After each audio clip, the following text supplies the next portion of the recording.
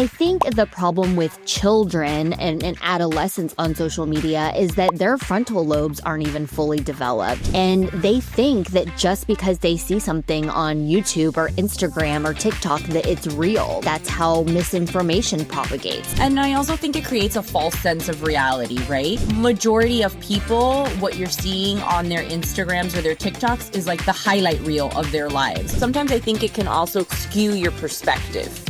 A lot of procedures can be done under local anesthetic like lidocaine, ropivacaine, but there are maximum doses that a patient can get. Once you exceed that maximum dose, it can cause heart block, heart failure, cardiac arrest, and it can be fatal. There are certain medications that you should have on hand in the event that an emergency or heart failure happens. I don't know if these plastic surgeons have this on hand or do they know how to administer it. I don't know, and I'm pretty sure most patients don't even know to ask that. They're like, oh great, I get to get my facelift done under local anesthesia. I don't have to be asleep. I don't have to be intubated. Yeah, but that's not without risks. Did I tell you a story about how one of my colleagues tried to get me in trouble and say that I was out shopping on my academic day? No, I haven't heard this story. Okay, here we go. Welcome back to another episode of Scrubs to Stilettos with me, Dr. Tiffany Moon. And myself, Dr. Nicole Martin. Today, we are talking to you about scrubs, stilettos, and social media. This is a space that both of us feel like we have some level of expertise in, and you guys asked us so many questions about how we handle social media, so we're going to spill all the tea today. But before we do that, let's do this week's weekly obsession. What do you have, Nikki? So I'm actually enjoying my weekly obsession right now. So I absolutely love coconut water. I drink coconut water every day. And the other day, I was at Whole Foods and I saw a little box of these coconuts. They're called Cocoa Bear, right? And they're super easy. They have kind of like a little pre-marked X and they come with the straw and you just push the straw through and you're getting super fresh, tight coconut water. And I don't know, is there something about drinking it from the coconut versus like drinking it from a bottle that just makes it taste so much better? And they're so cute. It is cute. Right? They come 2 in a box and my daughter's obsessed with them. She's like, coconut! And she drinks the whole coconut. They're delicious. Cocoa Bears, guys, from Whole Foods. I love it. Okay, I'm going to check those out. I also have a drink for this week. Mine is matcha. I am obsessed with matcha. I actually got a machine that you put the leaves in it and then it like spins the leaves and makes it into a matcha powder. And then I put that in the cup and then I put almond milk, no sweetener. I don't like sweet things and sugar is the devil. So I am trying to switch from coffee to matcha. Although truth be told, I now just drink both. Do you do the whole thing with like the little frother brush? Like I'm not a big matcha drinker, but I see people prepare it and then they with a little metal brush and they do all this stuff. Okay. I have a little spinner thing and it goes, and because if you don't, like all the matcha powder settles on the bottom. So you have to like mix it. Okay. All right. Yeah. I haven't gotten into the matcha kick yet, but maybe I will one day. So back to the topic of the day. I actually think this is such an amazing topic, because social media is everywhere. Anywhere you look, someone's on their phone, they're on Instagram, they're on TikTok. And while I think it's incredible, it's made the world a little bit smaller, given everybody access to much more information. It's also a double-edged sword, right? Because people also have unlimited access to things, and sometimes that thing is you. And I think part of the reason why we're seeing, a spike in like anxiety and depression in teenagers is this social media aspect where kids can be bullied and there's internet trolls and sometimes comparison is the thief of joy. So as like wonderful as it is to have access to all this information, it is a double-edged sword. There are downfalls to social media. So I think it's good that we're going to talk about the good, the bad, the ugly of it all. There's a lot of ugly. I mean, I think the problem with children and adolescents on social media is that their frontal lobes aren't even fully developed. And they think that just because they see something on YouTube or Instagram or TikTok that it's real. Like they don't know that any idiot can make a TikTok video saying whatever and like press send, and sometimes that's how misinformation propagates. Like people believe it and it's like, oh, well, where did you hear that? And they're like, oh, I saw it on TikTok. And I'm like, okay, that's not exactly a reputable reference, but that's just the world that we live in now. Yeah, kids take everything at face value. And to your point, a lot of misinformation can be spread, especially for children. And I also think it creates a false sense of reality, right? Majority of people, what you're seeing on their Instagrams or their TikToks is like the highlight reel of their lives, all of the high points. They're not showing when they're having a bad day, when they're having failures or, things are going wrong. Most people don't show that.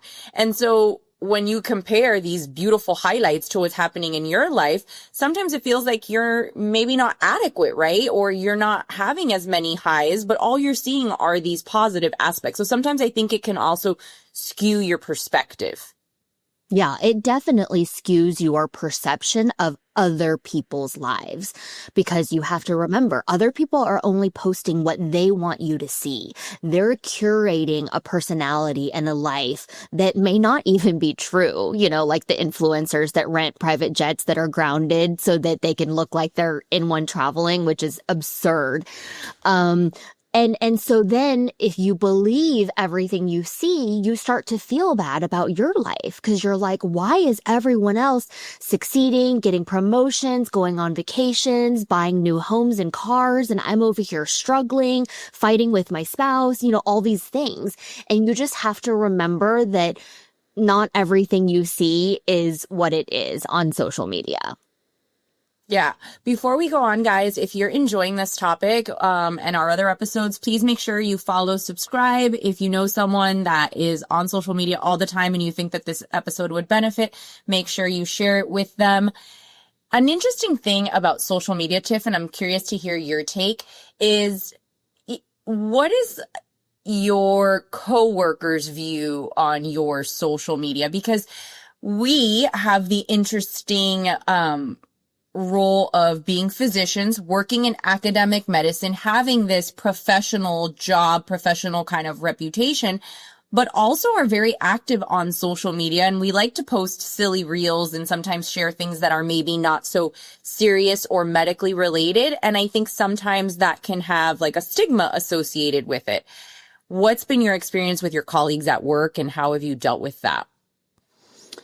When I first started posting on social media, so I would say like 2018, 19 was when I first started, I don't think the reception was very warm for my colleagues at work. In fact, I don't know if I've ever told you, I think I did.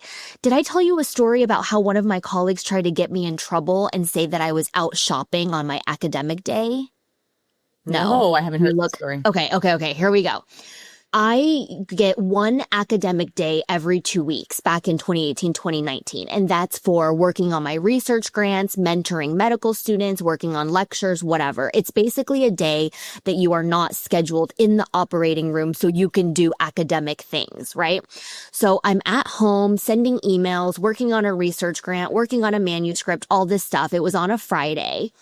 And then I took a break, went to make a cup of coffee, and I was in my closet and I was wearing a pair of jeans and a white t-shirt. And I took a picture in my closet and posted it on Instagram, because every Friday I did this like outfit of the day thing. And the caption was Casual Friday. That's it. Okay. I go to work on Monday and I get this text while I'm in the OR from my immediate supervisor. And it says, stop by my office when you get a chance. And I'm like, oh, Lord, it's like getting called to the principal's office. Like, it's never good when your boss is like, stop by my office when you get a chance. Okay. So I drop my patient off in the PACU and I go and knock on his door and I'm like, you wanted to see me? And he's like, yeah, have a seat. And I'm like, okay, how are you? How was your weekend? Like, what do you want? And he's like, well, there's some concern about your use of your academic time. And I was like, oh, that's odd, because my academic productivity is one of the highest in the department. Like, I've published more papers, done more clinical trials, mentored more medical students. So like, what's the concern? And he's like beating around the bush. He seems uncomfortable. He doesn't know what to say. And he's like, well, I was sent some information that perhaps you were out shopping on your academic day. And I'm racking my brain thinking, I don't think so, but like maybe I went to the mall and ran an errand or something, which is not, crazy. And I'm thinking, and I'm like, sir, I don't know what you're talking about. Like, I have no idea. So therefore, I cannot explain the situation. I cannot defend myself. Like, tell me what it is. Context. Yes. Yes. Finally, he says that on Friday, he was sent a message from a peer colleague that I was out shopping on my academic day. So I opened up my phone, I opened up my Instagram, and I was like, is this the picture that you were texted? And he's like, yeah.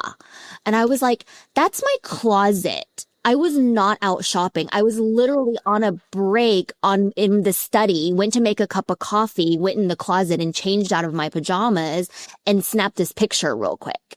And he was like, that's your closet? And I was like, yeah, at home. And in fact, I was sending emails all day. I can show you the log of emails that I sent indicating that I was working and not out shopping. You know what I mean?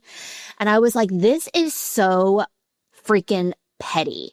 And I was like, who sent you the message? And he was like, yeah, no, I'm not going to tell you. I'll tell you that. I figured out who it was later. Not that day, but several months later, basically another one of my colleagues basically told me who sent it. And it was another woman who basically has always had it out for me for whatever reason. I don't even know her. We're not friends. It's not like we were friends and had a falling out. Like, we've never been friends. I've never hung out with her outside of work. She just is like one of your certain castmates, ex-castmates that just had it out for you. And you're like, what is your problem with me? Like, Jesus. So that's just one little story. But suffice it to say that my general understanding of how my colleagues saw my social media was not good. They made fun of me. They're like, who does she think she is? Is she like an influencer now? It was ick. It was cringe. It was all the things. And it's funny. One of the people that I know used to make fun of me for my social media recently asked me for tips on how she could grow her social media. I was like, I can't. That's kind of one of the things about social media is that you now give access to everyone, especially if you're a public account. They have access to your life, right? And sometimes they take things out of context, i.e. you're in your closet trying on an outfit, and they translate that into you are at the mall instead of working. And a lot of people don't realize is that not everything that you post is live. I actually try not to post live. So if you see that I am posting having a cocktail, that cocktail could have been from yesterday at a restaurant, not today. I just, for safety reasons, try not to post live anymore because I don't want some like weirdo or somebody who like, someone to show up where I'm at with the intentions of finding me. So now I kind of post delayed, but things can get taken out of context. And I think when you're a professional, you're kind of held to a different standard, right? Like, you're a smart doctor. You shouldn't be out having fun. You shouldn't be allowed to be silly on TV or on social media because you have to be prim and proper. And I don't necessarily think that's fair, but unfortunately, that's how society kind of sees things. Did I ever tell you about the patient that was upset that I was their anesthesiologist? Oh, I think you mentioned it like briefly. I don't know if we talked about this on another episode or if we talked about it in person when you were here in Miami, but obviously I did 3 years or 3 seasons on the Real Housewives of Miami, which made me kind of like a more public figure. And I do have a public Instagram account. If you follow me, I share all sorts of things. I share jump roping, workouts, recipes, my children. If I go to dinner and I have a good meal, I post that. So it's like a whole plethora of things. It's not like my Instagram is very boozy heavy. I don't actually think I drink or go out that often, but occasionally I do. I do have a social life. Well, anyways, I am covering the GI suite. So I'm doing endoscopies, colonoscopies. I have a patient that comes in healthy, nothing exciting about their past medical history. I introduce myself. I give them, the whole H&P history thing. We talk about the procedure, what to expect. They don't say a single thing to me. They don't acknowledge that they know me who from the housewives or anything. Person acts totally fine. The nurse interacts with them, puts the IV in. They don't mention anything to the nurse about being concerned, nothing.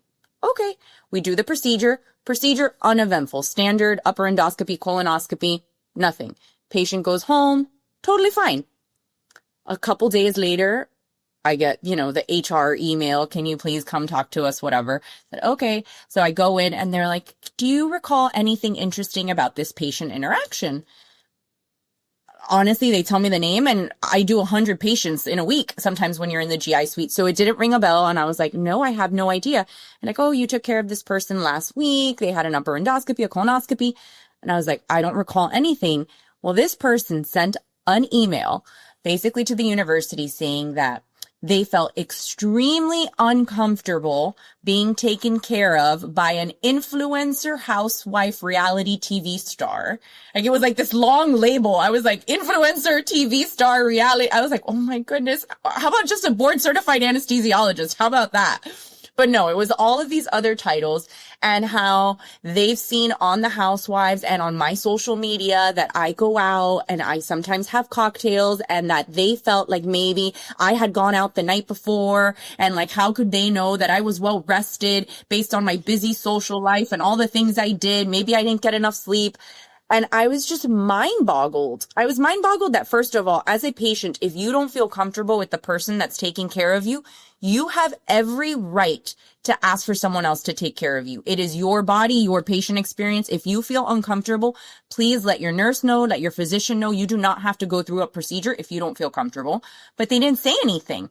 And then they waited till afterwards to be like, oh, I don't think the university should employ someone who's so unprofessional. I'm like, what was so unprofessional? That I was on TV, that I have a social media? I mean, nothing happened. HR basically was like, well, she's a great anesthesiologist, but I was so taken back that people let social media define who I was, not the fact that I graduated summa cum laude, top of my class, AOA, was chief resident, all of these other academic achievements. None of that mattered. All that mattered was that I was an influencer and that somehow discredited me. Yeah, I totally understand how you feel. I think it's really sad. I think it's also really sad that it comes from another woman oftentimes, as in my case as well. And I think a lot of the times it has way more to do with her than you. Obviously, she has some past trauma about, I don't know, maybe she tried to be an influencer and it didn't work out for her or something, but like something is going on with her, right? And she wants to project that onto you and be like, oh my God, how dare you be a successful anesthesiologist, be professional, take care of patients, also have a social life, also be on TV? Like, that's not possible. I need to do something to bring you down a notch. Oh, I know. I'll send this passive aggressive letter to HR to try to get you in trouble. Like, that is so bad. So bad. I was so upset. I was very, very upset about it because I work very hard. Like anybody who knows me as an anesthesiologist has like great things to say. Like anytime one of my colleagues has surgery, I'm the one that they're requesting to do the case. Some of the like best surgeons at our hospital that I like value their opinion highly will ask me to take care of their wives. Like I truly like love what I do and I take a lot of pride in it. So for someone to like try to like define what I do based on like social media was such like an insult to all the effort I've put in over the years. But that's part of the downside of being a professional with a public social media account. Yeah. And, a lot of doctors have a social media account, but they talk about medical things or a case of the day and keep it pretty like not personal is what I mean. Like they don't generally post their kids, where they go to vacation, things about themselves. Like they keep their page very medical. Whereas Nikki and I, when I decided I was going to do social media, I actually was trying to escape the hospital. I was working full time. I had twin toddlers and I was like, I need something to do and people to talk with that don't do medicine.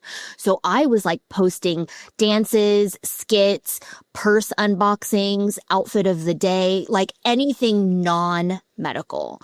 And then people would be like, aren't you an anesthesiologist, but you like never talk about work or what you do? Like we would like some insight on that too. And so then I started posting a little bit of medical content, but I would say my page is probably 90% non-medical. I agree. I get a lot of requests to share more medical topics. In fact, we were talking about how our anesthesia episode that we did a few weeks ago, how well that did. People really like the medical content, which I think is amazing. But Tiff and I do that almost every day. So for us, sometimes we like to have fun and talk about Birkin bags or other things that are, motherhood, because those are also really important and big parts of our lives. So it's not just about the medicine for me, but sometimes I guess sharing too much of your personal life has its downfalls. Yeah, I mean, not to bring it back to Housewives, but I don't know if you'll remember on my season of Housewives, one of my castmates tried to come after my job, similarly to how this patient tried to come after your job, and insinuated that I was out drinking late and then taking care of patients, compared me to Nazi people in Germany. Like it when I was like, what? And people on social media were also like, what? But they did this on social media and tagged my employer. And I was like, ugh, why did you have to do that? Now we have to get lawyers involved. You know what I mean? And I think that is part of the bad or the ugly side of social media is that, anything you put out there, people can try to use against you. They can twist it around, take it out of context. And I don't know. I think that is one of the largest reasons that a lot of professionals decide not to do social media because they feel like the risk is greater than the reward. Would you agree? Oh, absolutely. And then if you want to make your social media more professional, there's also this kind of gray zone where you don't necessarily want to be responsible for giving unsolicited advice to millions of people. And then someone takes that as a hard, solid fact or whatnot and makes a decision based on that. And now you're responsible for a decision that someone else made, I think there's this little bit of a liability almost that people are worried about. Like, oh, if I give my medical opinion and someone listens to it and it doesn't go well for them, am I on the hook? Like for me, I get so many DMs asking about plastic surgeon recommendations. So many like, hey, I want to have a facelift in Miami. Who do you recommend? Or like, who did your boobs? And listen, I think I'm very happy with my breast augmentation. I think my breasts are fabulous, but I'm even reluctant to say who I did it with because then I'm like, what if you go to the surgeon, things happen, you're not happy with the results. And then I gave you a medical opinion. Like, I don't know. It's this like kind of gray zone where you're almost scared to say something because we live in such a litigious society that I never want to be like, on the hook for giving advice and then someone like misuses it and then has a negative outcome because of it. So I think when you're a professional lawyer, doctor, nurse or whatnot, you kind of have to tread lightly with what you post because you don't want to get in trouble or you don't want to get sued. Yeah, I mean, we need a lawyer to opine, but what if you have a general disclaimer on your page that's like, opinions are my own and like does not constitute medical advice? I see that on so many medical influencers' pages. Does that sort of cover your ass if somebody tries to sue you? And also, not to be rude, but like, if you are the type of person to make medical decisions based on like a TikTok or Instagram that you saw without consulting your actual physician, like maybe rethink how you do life. I usually will say, like, if I'm talking something medical, I'll be like, this is how I do it, guys. But as always, consult with your doctor because I do feel like you need to be like, asterisk, disclaimer, don't sue me. This is just my opinion. And you want to share your opinion with your followers because you think it might be helpful, but you also don't want to get sued by someone that's crazy. Yeah. So, I think that guy that I posted about. Oh, what happened? All right, backstory, because Tiff heard all about this already. Off the cast. There was a surgeon in Florida, be very vague, the whole state of Florida, that had was performing a plastic surgery procedure, and the patient died at the end of the procedure. Cause of death is not exactly known to the public. However, there are some suspicions, implications that there might have been an overdosing of local anesthetic for the procedure done by the surgeon. So I read this article. It was in a newspaper. I read it. I talked about it on my social media. And I didn't say that the surgeon was to blame because we don't know that 100%, but I did talk about in general how important it is to be aware when you make decisions, especially about plastic surgery, about doing it in an ambulatory center, making sure you do your research, know what the game plan is. If there's an emergency, how do you get transferred to a hospital facility? All of these questions that you should ask so that you can make an informed choice as a patient. The whole point of the post was not to talk about the surgeon, but more to use it as an example. Oh my God, the lawsuit that almost entailed, I had to spend, I don't even know how many hours going back and forth with lawyers because the surgeon was mad that I used his case as an example on my social media.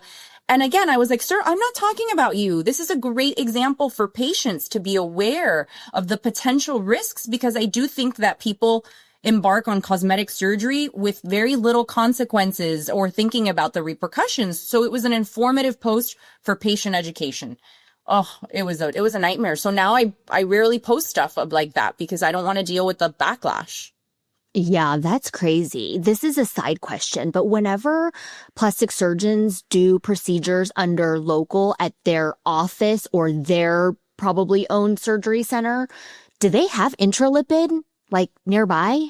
Okay, so for those of you guys that don't know, lidocaine, just like when you go to the dentist, numbs you up. A lot of procedures can be done under local anesthetic like lidocaine, ropivacaine, but there are maximum doses that a patient can get. Once you exceed that maximum dose, it can cause heart block, heart failure, cardiac arrest, and it can be fatal. There are certain medications that you should have on hand if you're administering local anesthetic in the event that an emergency or heart failure happens. I don't know if these plastic surgeons have this on hand, or do they know how to administer it, because it's not a one-time dose. Like, I don't know. And I'm pretty sure most patients don't even know to ask that. Right. Yeah. I mean, that's crazy. They're like, oh, great. I get to get my facelift done under local anesthesia. I don't have to be asleep. I don't have to be intubated. Yeah, but that's not without risks. Yeah, like sedation without an airway, and then they go too far and you stop breathing and there's no anesthesiologist there to rescue your airway.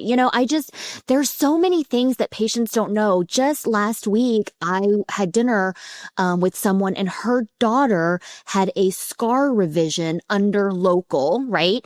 And we think maybe that there was an intravascular injection because the dose wasn't up to the maximum dose. But if you accidentally inject it into someone's vein, there's a different maximum dose versus into the tissue. And she arrested at an ambulatory surgery place, had to go to the ER, was in a coma. The doctors were telling her mom that like she might never wake up. And this is like a beautiful 30-year-old woman, who's a mother and doing all sorts of stuff. So I guess we're not trying to scare you guys. We're just saying that everything has risks. Everything has risks. You think like, oh, I don't have to go to sleep. I don't have to be intubated and my plastic surgeon's just going to do it in his office. It's going to be a simple little easy thing. No, this girl was in a coma in a hospital, had to learn to like speak and walk again. It was crazy. So we just want you guys to be informed. Yeah. And so I felt like as an anesthesiologist in South Florida, like one of the plastic surgery capitals of the world, I felt like I needed to do a patient education post, right, about being aware and asking good questions and whatnot. And it basically turned out to be this disaster where I had to take down the post and I had to deal with lawyers. And I lost sleep over it because I was like, I had good intentions when I made the post. It was to educate patients, but it's the wild, wild west out on social media, you know, like sometimes you can get sued for something. You can, get in trouble at work for something like it's a lot of gray areas. So I understand now, like being a little bit more cautious as a professional, because of fear of all of these things. Yeah, it's like the lessons you learn as you go, right? Like you get burned a little because you touched a hot stove and you're like, oh, let me not do that again, right? It kind of sucks, but it is the real world that we live in. It's also very like beautiful being able to share so much with patients. And I mean, you and I have built really great big platforms for ourselves. You especially, I mean, you're about to hit 1 million followers on Instagram very, very soon, right? I don't know. One day I lost 1,000 followers. I was like, what happened? I must have posted something that puts people off. I have no idea. But I mean, you've done an amazing job of building a big platform for yourself, which has served you because you launched your book. You are now a New York Times best-selling author, #3, right, in nonfiction. I'm sure having almost 1 million followers helped you to promote Joy prescriptions, right? Like so many eyeballs knew about this book, which is huge. I mean, for your first book to be a USA Today bestselling author, like how amazing is that? No, and I'm so grateful because people showed up for me, because for social media, you post, people like your stuff. It's funny. I've had some stuff go viral. But when you get to that next level of like, will you spend money on my product? You lose some of your audience. They're like, oh, I just follow you for fun, but I'm not going to spend money on it. But enough people actually went out and bought my book. And that was very heartwarming to me, because I was really scared that it wouldn't resonate with people or that people would make fun of me and be like, oh my God, she's writing a memoir. Like she's 40 years old. Like what the hell does she have to write a memoir about, Oh, it's so good. I love it. Look, it's on my nightstand. Oh, yay. That makes me so happy. I loved it. I thought it was so relatable. It was fun. It was cute. It was memoir meets self-help. I loved it. And if you guys haven't read it, please go check out Tiff's Joy Prescriptions. It's awesome. Yes, and apparently it's on sale on Amazon, I was told. So if you want to get something on sale, if you haven't bought it yet. So I think that helps us to transition, Nikki, because we've been talking about like the dark side of social media and times where we've been burned, right? But also it's brought a lot of color to my life. I have now met a lot of people that I have initially met on social media now in real life, and we're friends. And when people are like, how did you guys meet? And I'm like, I slid into her DMs, a normal person, right? And so let's talk about some of the opportunities and good things that social media has brought to us. To your point, social media connects you or gives you access to people that you would not have otherwise had access to. For example, you and I met through social media. I have said it that I was a creep. I slid into Tiff's DMs because I wanted to pick her brain about what it was like to do the Real Housewives of Dallas while still being a working anesthesiologist. And I DM'd her. She responded right away. We exchanged numbers. We spent 2 hours on the phone that night. I would have never had a way to reach you had it not been for social media. So it definitely makes the world a little bit smaller. It gives you opportunities to reach out to brands, to reach out to maybe people you want to work with that otherwise would have been really challenging to get a hold of. Yeah, I think it's like the great equalizer, that you feel like you're following the lives of celebrities and people that you look up to, and you get this little inner glimpse into their life. Like, where do they vacation? What do they like to eat for dinner? What skincare products do they use? It kind of satisfies the voyeur in us. Because without social media, like, how would we know any of those things, right? So I think that's good. I also think that, for Lead Her Summit, which you came last year in November and we were on a panel, I basically promoted Lead Her Summit through social media. Like I mean, I also promoted it in person, obviously. Like if you met me, I'm like, I'm having a conference, you should come. But also a lot of my marketing and publicity was dependent on social media. So I'm incredibly grateful for social media because if I didn't have this kind of following, I don't think that I could have put together a conference for 200 women in person for the first time ever. And so that's like another plus where social media has really helped me. And you have so many great speakers, people that are real, like leaders in their specialty or, like area, whether it be someone who's an expert at social media branding, someone who's an expert at mental health or at personal coaching. Did you know all of these people before Lead Her Summit, or were some of them connections you had made through social media? Like you were like, oh, I love Almost. this person's content. I want them at my conference. Yeah, almost everyone, I would say half the people that spoke at Lead Her Summit last year were my friends. And I called them like you. And I'm like, hey, girl, are you busy this weekend in November? Can you hold it for me and come to Dallas? So it was really me calling in a lot of personal favors from my friends. And I'm like, by the way, I can't pay you. um, yeah, that was not fun. But some of the women, like Dr. Judith Joseph, I met through social media because one of her reels came through my page and she was talking about high functioning depression. And I was like, oh my God, I have that, And so I slid into her DMs and then I happened to be going to New York City to meet with my book publisher. So I just was like, hey, I happen to be in New York. Like, are you free this weekend? And so she and I had coffee together and really hit it off. And then I asked her to come speak at the summit. So there is another social media win. But yeah, I really feel like in this day and age, if you have a business or even if you don't, it's so important to grow your personal brand because people cannot do business with you if they don't know you. And people tend to want to do business with people that they know, like, and trust. And I feel that when people have a robust social media page and following, that it builds trust with their audience because you're basically like, this is me. Yes, I'm a badass physician, but yes, I have an occasional cocktail and wear a bikini and do TikTok dances and talk about my skincare routine. Like, this is me. Love it or leave it. But the people who love it, you've now created this bond with them where they trust you. I have a friend who's a plastic surgeon who does not advertise, does not do anything. He's on social media. He has millions of followers. He told me he has a wait list of over a year long, and people are flying from all over the country and sometimes internationally to see him as a plastic surgeon.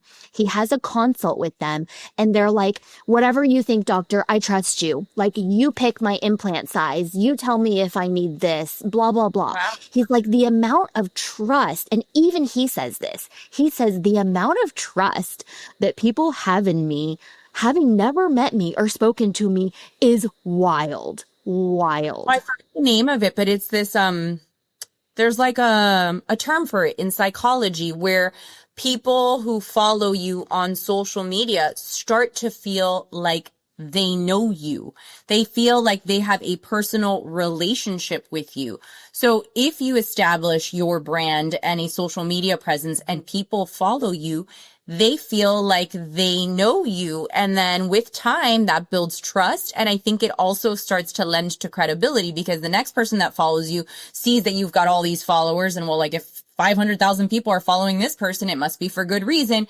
And there is kind of this like group effect that happens with social media where you kind of start growing and it leads to more growth and more growth and more growth. And then before you know it, you're this bigger or big brand. Yeah, that's why it's hard at the beginning. It's like if you go to two restaurants and one's like empty and one literally has a line and you have to have a 45-minute wait, you tell your friend like, oh, let's just get in line. We'll have a cocktail and wait or whatever. Because you're like, this restaurant must be so amazing because look at all these people waiting outside in line. Meanwhile, this other restaurant is probably just as good and is empty, right? It's like that groupthink mentality. somebody has millions of followers and you're like, shit, I should follow them. They obviously are doing something right. And then this poor influencer who just started has like 400 followers is like, I can't grow. I don't know what the problem is. Yeah. Which I think is so great that you know that there is this importance to creating a brand. And this year, if I'm not mistaken, the topic of Lead Her Summit is going to be creating your brand and helping women, helping professionals, physicians learn the tools and tricks that they need to build their brand. Yes, exactly. Last year's theme for Lead Her Summit was leadership, right? Because I named it Lead Her Summit. So we talked about being an effective leader, communicating well, how to build a rapport within your business and, you know, lead with compassion and kindness. This year's Lead Her Summit is the business of branding, basically talking about why it's important to have a personal brand and how to build a strong personal brand, either for yourself or your medical practice or your accounting firm or the side hustle that you want to do. I don't care what you want to do in life. Building a personal brand will help you. And what's so great about Leader Summit is that it's not just a conference. Like, yes, there are lectures or discussions that are had, but it's really building a sense of community. A lot of times, and I don't know why women sometimes do this, it's about competition, right? And everyone's trying to like do better or do more. At Lead Her Summit, there was like no sense of competition. It was all community and collaboration. Everybody wanted to, what are you doing? What are you working on? How can I help you? I have tips for you. I'm an expert in this. Like, I have never seen a group of women get together and be so collaborative. It was honestly very refreshing to see so many successful women just wanting to share tips and help each other grow. There was no like cattiness, no competitiveness. It was amazing. Oh, that makes me feel so good. And then now, because I follow so many of the people who came last year, I see some of the people who met at Lead Her Summit last year and they're hanging out and I see pictures of them together and stuff. And I'm like, oh, that makes me so happy. Like my friend Sunny lives in San Diego and she met this girl named Alex, who's a cardiothoracic surgeon. I'm like, okay, girl, like you didn't want to do something easy. And she just recently went to her birthday party, that was like in association with the American Heart Association and everyone wore red and it was like amazing and they posted pictures and I was like, oh, they're hanging out and they met at my summit. That warms my heart. I mean, I met Dr. Jilla and now she's like my own personal concierge doc because I met her. Yeah. So like you really do build like a really nice sense of community that translates outside of the conference, which is nice because I do think it's hard as you get older to make friends and to meet like-minded people. And I feel like relationships are really made in those 3 days, which is not common. Yeah, because everyone's like in the mood to make new friends. You know, like when I'm busy in normal life at the hospital, out with my kids, on an airplane, I need to work on some PowerPoint slides. Like I'm not receptive and open to making new friends. But when I go to a conference, I am like I'm in the mood. And so I think it kind of self-selects for women who want to make new friends and network and help each other. So I think we've talked about the bad. We've talked about the good side of social media. Let's wrap it up with like a fun set of rapid fire questions. You know, I love these. Yes. What is the most savage comment that you have ever gotten on social media? I don't even know. I have so many. I have screenshots of troll comments in a folder on my phone. Something like, I would never trust you as my physician. Lots of comments about I shouldn't be wearing something or how I look or my voice is annoying. Once I was told that I should go back to China. That wasn't very nice. The other day, though, somebody was like, you're very pretty, but you should get veneers. And I'm like, what? I'm like, first of all, I had braces. I think my teeth are pretty straight. They're white. Very white. Yeah. I have a little canine that sticks out a little bit more, but Jesus, like get veneers? Like I have to just get fake teeth? Like I don't like it when people have really perfect teeth. Like I'm suspicious. Like I like it when people have like a little snaggle tooth or something. Like I feel like it builds character. I don't need like perfectly white porcelain teeth. Like then people would be like, your teeth are too white. Like you guys just let people be. Like No, I mean, the amount of comments we get on how we look and people like random strangers on the internet telling us we should do something is wild, right? The number of people that are like, she got cheek implants. I'm like, do you guys want to see photos of me when I was Oh no, 5? I saw photos of you when you were little and those are chubby cheeks. You guys, these are chubby cheeks. Now they look more pronounced because I've lost collagen. I'm 41. They're falling and they're like just hanging here. But these are mine, guys. They're mine. Yeah. But yeah, the number of comments that people make are just ridiculous, especially about physical appearance, which is And I bet mind-boggling. you the men influencers don't get that shit. You know what I'm saying? I bet you that my friend Tony Yoon and Charles Lee, who are like plastic surgeons, don't get people commenting on their page of how they should look and what they should do. You know, I think it's very female focused, unfortunately. It is, sadly. But this is how I handle it because I know some people are like, how do you deal with the trolls? My social media is an extension of my home. If you have access to my social media, you have access to my children, to my life. I would not let anybody walk into my home with a pair of dirty, muddy boots and track their shit all over my house. I wouldn't. I'd ask you to leave. So if you're going to come in and drag your drama or your ugly comments all through my social media, I will block you. No questions asked. If you sometimes search for me and you don't find me, you should ask yourself what you said to get there. Okay?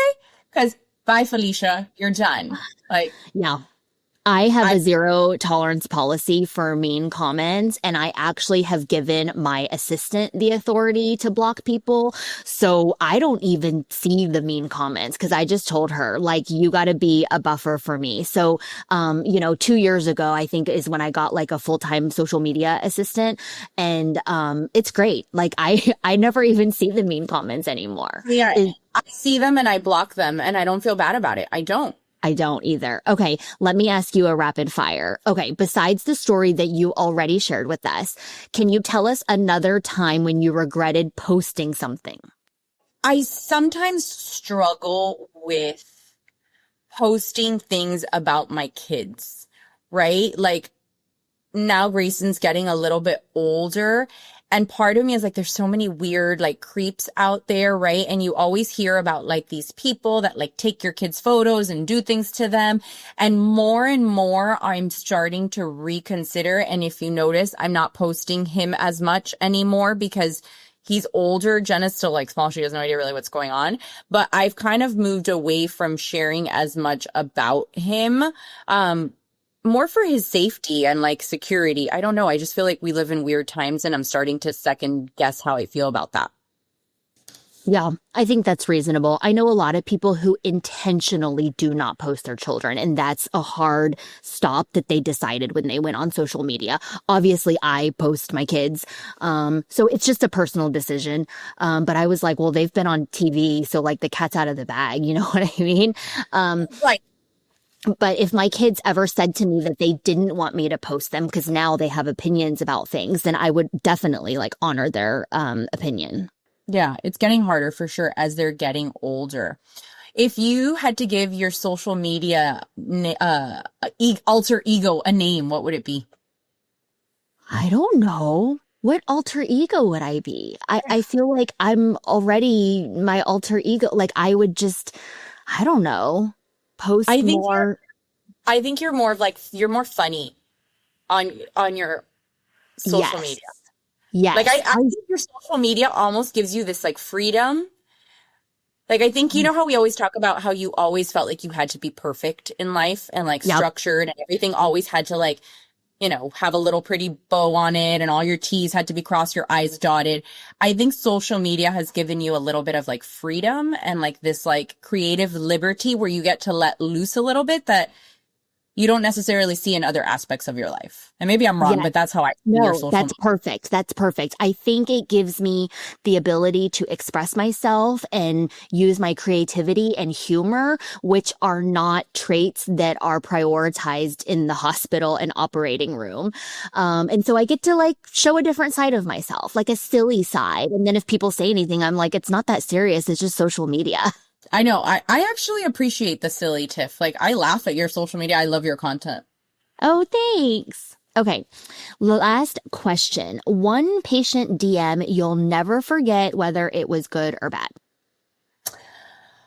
Believe it or not, I actually get a lot of patients through my social media account. I guess they recognize me from the show maybe, and then they find me and they send me messages. But I remember I had a young girl, like early 30s, that was coming in for a bilateral mastectomy. She was BRCA positive and was having a prophylactic mastectomy for breast cancer prevention. And needless to say, young female in her 30s, like that's a big surgery. You know, it's like, it's a lot emotionally. It's a big surgery physically. And she was like an emotional, like basket case. And, you know, like she was crying and she was nervous. And the last time she had had anesthesia, she had thrown up everywhere. So she was just like all up in arms going into this procedure. And I don't know. I sympathized with her, right? I showed her compassion. We talked about all this stuff. She wasn't going to be nauseous. We were going to do a TIVA. We made sure we sedated her before we even left the PACU. Like, we tried our best to make it as seamless of a process for her, considering, you know, what she was going through. And then she messaged me like a couple days after her surgery, and she was like, I can't thank you enough. I don't even remember going into the operating room. She was like, I wasn't nauseous at all. I had minimal pain. We had done a pec block for her. She's like, as hard as this was, she's like, the surgery was the easiest part. And for me, I was like, I did it, right? Like that was all I wanted. What she was going through was enough that I wanted her experience as a patient to be like the best. And to me, that's why I do what I do. When people are like, why do you still work? You don't need the money. It's for those days. It's not for the money. We don't make much. Somebody's going to get mad and be like, you make a lot.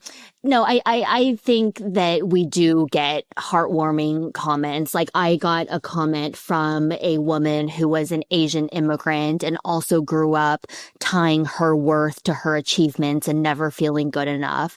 And she said that she read my book and then it made her laugh, cry, and think. And I was like, damn, like, and she said that it was like one of her favorite books and she's recommending it to all her friends. And I was like, oh, I'm so touched, you know, so that's the good side.